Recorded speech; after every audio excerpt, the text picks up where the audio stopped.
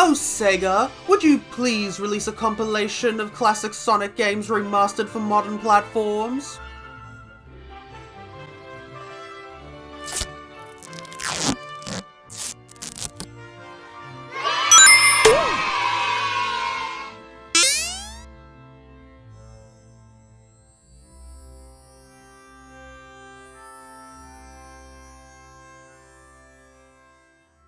The classic Sonic games are universally praised as being some of the best games Sonic has to offer, as well as just being great games in their own right. Back in the 90s, Sonic 1 and 2 got a Mega Drive or Genesis into millions of homes. Over the years, these games have had re-releases and compilations, the most recent of which being Sonic Origins. A very fitting name too. Sonic Origins was announced in May of last year at Sonic Central.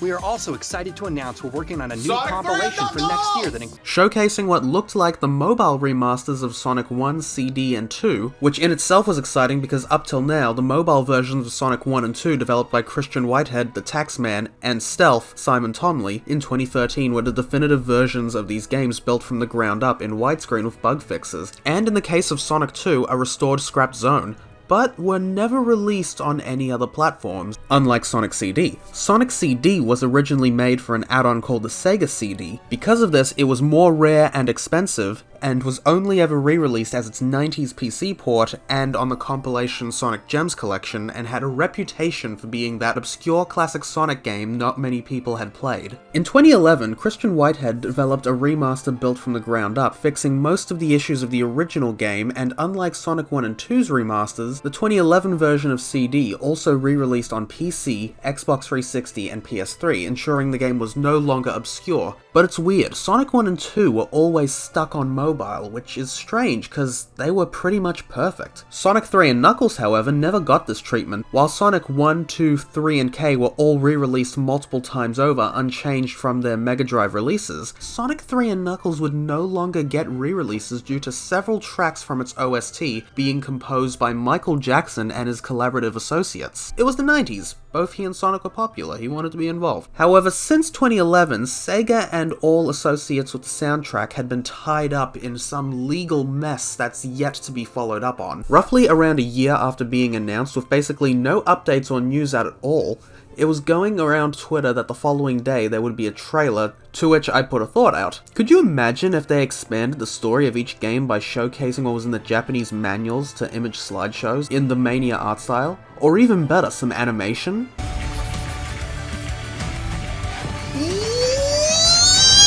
2 months later, here we are. 2 days to release, and people are already dropping the animated cutscenes on Twitter and Discord. I can't avoid this. Nobody deserves early copies of anything. No doubts here, this game's presentation is beautiful. The main menu is a sea of islands. I love this. Every time I've talked about the Sonic timeline or lore, I've said the classic games take place on islands while showing visuals of them, and just look that they're all here as 3D models. South Island representing Sonic 1, designed after its only visual in Sonic 1 for Master System and Game Gear, West Side Island representing Sonic 2 based on Sonic 2's title screen, and Angel Island, the main setting of Sonic 3 and Knuckles. Look, you can even see Sky Sanctuary floating above it! Sonic CD is represented by a large landmass with Little Planet chained to Neverlake as depicted in CD's opening. Hey, is that Metal Sonic?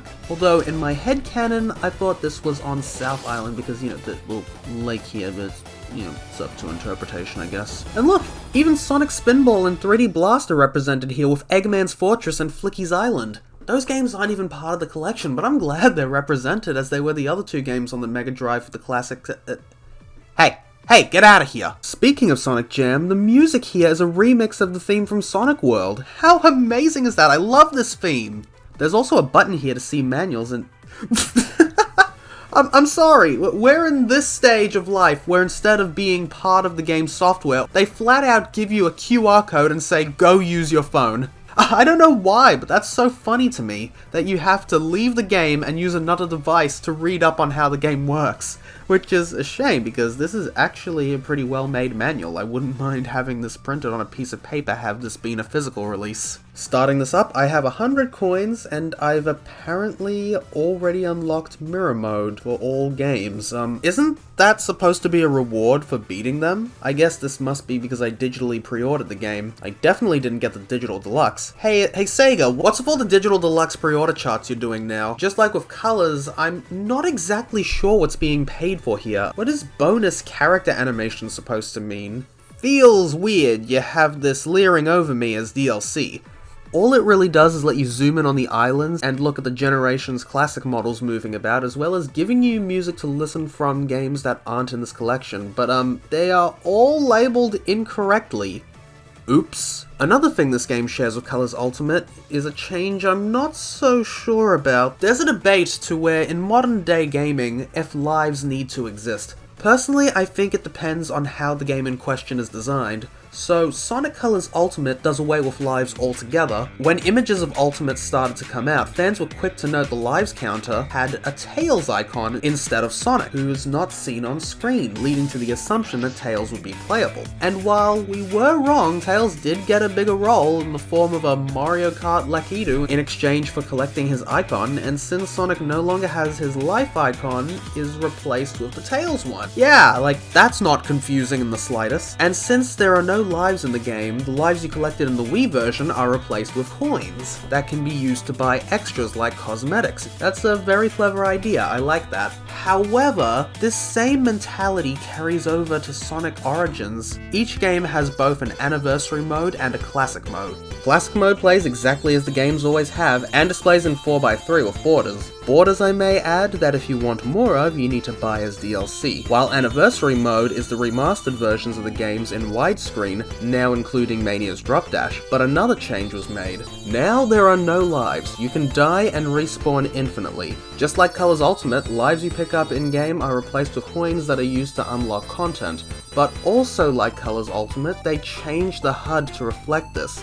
They replaced the icon of Sonic's head with a coin icon, and his name Sonic with coins. Why would you do that? This icon looks ugly and stands out amongst everything else on screen. You couldn't give Sonic infinite lives and left his name and icon there? We're not playing as Coins the Hedgehog. Heck, you could have just removed this altogether, but no, you had to put this here. Also coins and Sonic. Coins! Sonic 1 is the game that wanted to be different from Mario and other games, so instead of coins, it made rings. Rings is what Sonic's known for. Now you gotta spend all game staring at coins? Was this really worth changing? I mean, quite frankly, I never had a problem with lives to begin with. I can understand some people are going to die in games a lot, like less experienced players or younger kids, but it feels weird to take them away. I can now die as many times as possible, and there's no consequence. None whatsoever. You dying does not impact the game at all, nor influence you to strategize to avoid getting hit or play better. This feels wrong. Being implemented into a game from the 90s that was designed around this mechanic? Sure, like I said, maybe some players won't want it, maybe, I don't know, make infinite lives optional? Oh wait, they did just that! With the trade-off being you have to play in 4x3. Another issue that bothers me is in modern games, it's normal to expect a small animated icon in the corner of the screen to indicate that it's autosaving. No big deal, but for some reason, it's here in Sonic Origins. I mean, it's fine for the menus, but for some reason it's in the gameplay too, and this is really distracting. Maybe it's different for others and nobody really notices it, but for me, every time it shows up with its blue outline, it catches my attention every time, and it appears every time you pass a checkpoint. Furthermore, you don't need a visual for autosaving in a game like this. It's annoying. But anyway, that aside, I've never been this excited to play Sonic 1 again, considering I've already played it many times and own multiple copies of it. And yeah, it's Sonic 1, but with Drop Dash. My opinions on this game are as they've always been. There's a lot to enjoy. It definitely deserves to be the console seller it was, and screw you, Labyrinth Zone. I was 2 emeralds short of finishing this, but the animated cutscene didn't seem to care. More on that later. Starting up Sonic CD, and I'm glad they flat out confirmed it takes place between Sonic 1 and 2, instead of just implying it. I've had people for years telling me I'm wrong and that it's after Sonic 3 and Knuckles. files. But how? It was designed to be the sequel to Sonic 1. Both Sonic CD and Sonic 2 started as the same project really early on before Sonic Team split in half, and Sonic CD was developed in Japan while Sonic 2 was developed in the United States. Starting Sonic CD and hey, the 2011 menus are gone. But you start the game on the title screen like the Sega CD original. Here we start and wow, unlike the 2011 version, they've really cleaned up the image quite a bit too, and is that Sonic Boom? What? The US soundtrack is selected by default?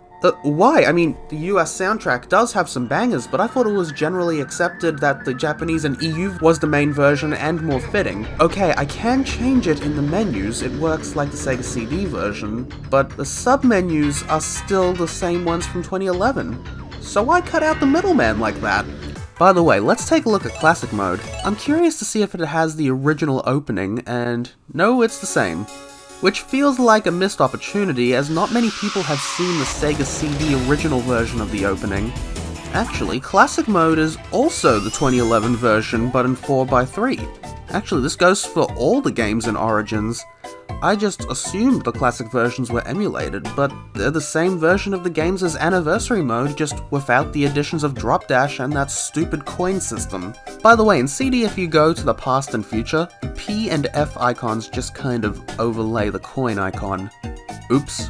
But it was at this point where I realized when watching YouTube I was playing story mode wrong. Instead of selecting each game individually, you have to go to mission mode where there's a story mode option, where the whole game is strung together without menus, so it's one big experience with cutscenes in between each game. I don't know how I missed this after beating Sonic 1 and a level into CD. Maybe it's because mission mode wouldn't be the first place I'd look, and both anniversary modes and classic modes have cutscenes on the individual games. So I played Sonic 1 for a second time in the same day, got all the emeralds, making the ending cutscene fit more, and then proceeded to play CD with the intention to get all the time stones and generators in a single playthrough, which should have been really hard, but there was one thing the devs of Origins did not take into consideration: how CD's mechanics were designed.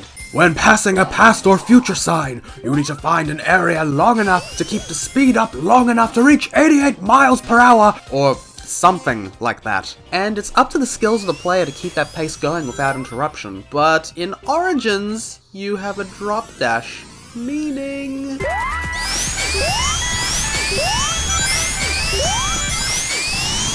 Yeah, I don't think they intended for that to happen. And just like that, traveling to the past or future became much more easy. I mean, I'm not complaining. Now I have a playthrough where I destroyed all the generators in the past, got to visit the beautiful good futures, and collected almost all the time stones. It made a good future. Also, weird detail, they removed Sonic's voice, because Sonic CD was the first game to feature Sonic having a voice. Yes! Alright! Yeah! I'm out of here!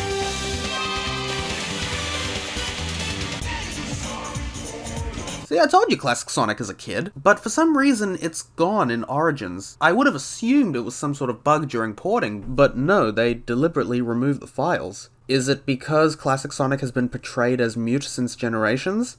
That's a very unnecessary change. Also, they sped up the ending cutscene as the original was a little choppy and slow, but as a result, they've removed all the sound effects and pushed forward the credits theme instead of letting that calm ending music play. Quick edit, turns out Origins didn't speed it up and push the music forward, Sonic Jam did, in 1996. All Origins did was cut the sound effects at the start. Or maybe the other releases slowed it down to fit in with the credits. Click my card to see my edit. Let's move on to Sonic 2. And not much to say here, it's Sonic 2 as it was on phones in 2013 with all those additions. 3D special stages, which I didn't fail a single one of this time, and that cut level hidden palaces here. But there seems to be some strange glitch where Tails doesn't respawn next to you as often, leaving him off screen where you can hear him jumping, like constantly. Not that that's annoying or anything. Moving on to the crown jewel of the classic series, we have Sonic 3 and Knuckles, which didn't have a mobile remaster, but has been remastered just for Origins by Headcanon, the company founded by Stealth, who co-developed the mobile remasters of Sonic 1 and 2 alongside Christian Whitehead, as well as Sonic Mania, and it seems Sonic 3 here runs off the updated retro engine that Mania did. But according to Stealth on Twitter, the team was not able to get the game where they would have wanted it to be when they handed it over to Sega's internal team that made Origins as a collection, and headcanon are not responsible for any changes made after that. And because they were not able to fix everything they wanted, there are various bugs and issues. I myself haven't experienced many of them, other than this weird thing in Sandopolis, and Tails' overlapping existence. But I do love how headcanon went above and beyond to make some awesome updates from the original game for the remaster. Big Arm, the final boss of Sonic 3, was removed in the original game when it's plugged into Sonic and Knuckles, but it's back, epic music and all. They even added back the animation of Eggman fleeing that went unused in the original game. But in addition, instead of skipping straight to Mushroom Hill, we get a new transition between the two halves made from the Sonic and Knuckles title screen. I love it! They also went out of their way to redraw some sprites. Eggman has more frames than the flying battery boss, but most importantly, they redrew Supersonic from all angles while rotating or looking up. That's just incredible and looks amazing. Also, they scaled up the competition mode. How cool is that? And then there's the music. When Sonic Origins was first announced, I saw Sonic 3 and Knuckles, and my first reaction was, they worked out their legal issues, Jump back in guys! time and They did not. Carnival Night, Icecap Zone, and Launch Base had their music replaced in full, removing any association with Michael Jackson and his collaborators, even though the credits are unchanged, and we still see Brad Bucks's name here, who had a lot of involvement in the soundtrack and was part of the band The Jetzons that made the melody of Icecap Zone, which was repurposed from an unreleased song called Hard Times.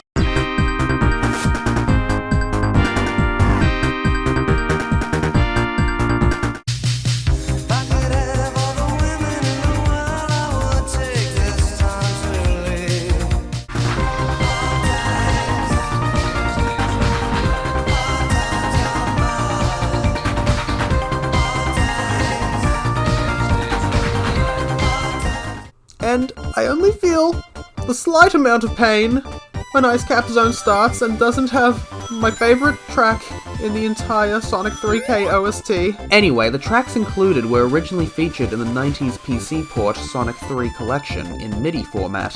In 2019, the world was introduced to a prototype ROM of Sonic 3 from 1993, the year prior to Sonic 3's release in 1994. Among many other changes to the final game, it contained these alternate tracks as they were originally intended for these levels if the Michael Jackson stuff didn't work out. And honestly, compared to the MIDI versions on PC, these Genesis tunes sound pretty fantastic. And honestly, if Sonic 3 was gonna get re-released, having these would have been a great compromise. No! I want Icecap Zone! And of course, they're back in Origins and sound much worse. Jun Sonoe, I love you, man, but Mega Drive FM sound is not for you. Also, they changed the Supersonic theme, and it's not the prototype theme, it's a different version of the Sonic and Knuckles theme. Okay then. Throughout your playthroughs, the map is actually affected. After getting the good ending in Sonic CD, Little Planet is gone from Never Lake. When you start Sonic 3, the Death Egg is resting at Launch Base Zone, but after you start the Sonic and Knuckles half of the game, the Death Egg is face down in the Lava Reef volcano, and during the climax of the game, it floats in the air.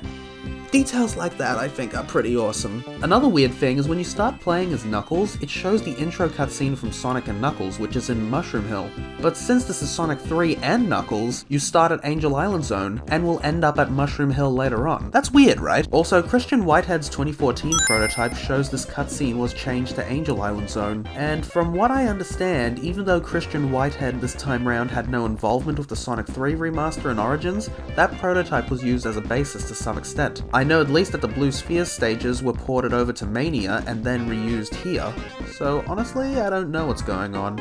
Another really odd thing about Origins is how saves work. Sonic 3 retains its save file system from the Mega Drive original, but Sonic 1 and 2 didn't have that. By contrast, on mobile, both share a unified menu as both came out in 2013, and have a nice sub-menu for save files, and they function just like Sonic 3's, with multiple save files and the option to play without saving, and to pick whichever character you want for that file. Once you have beaten in that game, you are granted a level select so you can replay any level whenever you want on your completed save. And if you didn't get all the emeralds on your first run, you can go back and do so, and replay the levels with Supersonic unlocked. That's how it should be. Sonic Mania followed suit, but Origins? No! In Origins, outside of story mode, you get one file per character.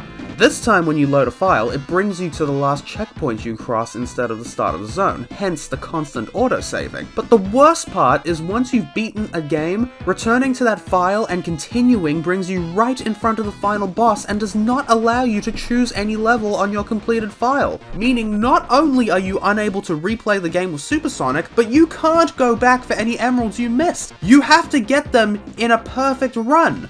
What were they thinking? And that's another thing. You'd think with the big success of Mania, they'd make things work the same as it, but no, you don't even get screen options like a CRT filter or super sharp nearest neighbor pixels. I mean, even 2011 Sonic CD had that. All that's here is anti-aliasing. Why would a pixel sprite-based game need anti-aliasing? All it does is make the screen super blurry. That's disgusting! Why would anyone use this? Also, what the hell is this in the launch trailer when it says new playable characters? What new playable characters? This is Sonic Force's level of false advertising. The only playable characters are Sonic, Tails, and Knuckles. Are they referring to how Tails and Knuckles were added into Sonic 1? How Tails was added into Sonic CD? Because that's a dumb thing to advertise since Christian Whitehead and Stealth made those changes all the way back in 2011 and 2013. This isn't groundbreaking. Although what would have been if you added Knuckles into Sonic CD because he wasn't in the 2011 version. But I get it, maybe it's not easy to go back in there and add a new character.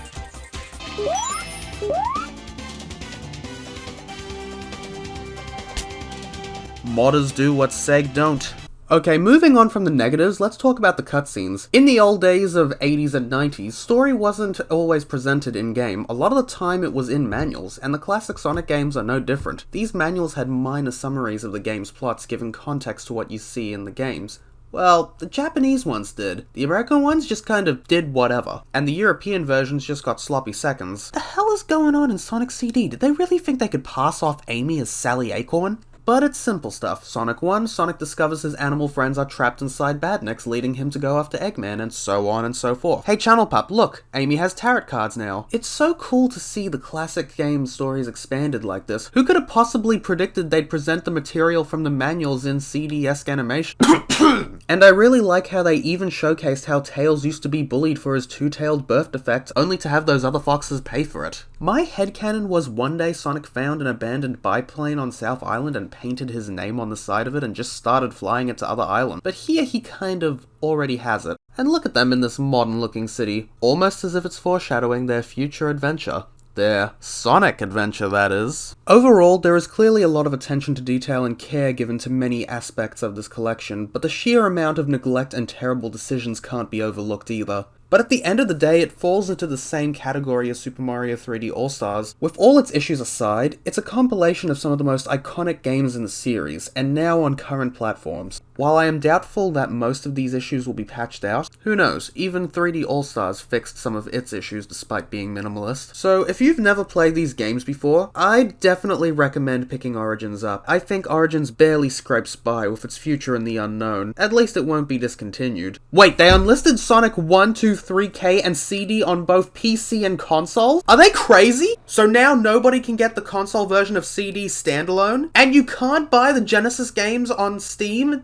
They're part of the Mega Drive collection. How can you do that? Oh, Sega, I can't get over how stupid your decisions are. But hey, if you get the game on PC, there are already numerous mods that fix or change things back to the way they were, so at least you got that. Not me though. I got the game on Switch to both go with Mania, and so I can play it on the